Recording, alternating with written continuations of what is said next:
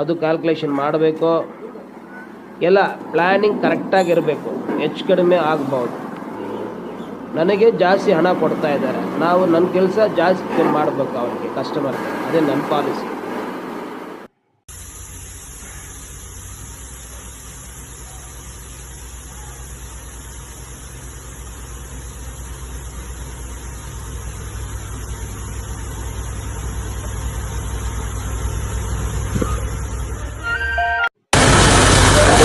ವಿಡಿಯೋಗಳು ಹಿಂಗೆ ನೀರು ಬರ್ತಾ ಇದೆ ಅಂತ ನಾನು ಹೇಳಿಲ್ಲ, ಪಾರ್ಟಿ ಹೇಳಿದ್ರು. ಅವರು ಡ್ರಿಲ್ಲಿಂಗ್ ಟೈಮಲ್ಲಿ ಇಷ್ಟು ನೀರು ಬಂದಿಲ್ಲ, ಈಗ ನೀರು ಬರ್ತಾ ಇದೆ ಅಂತ.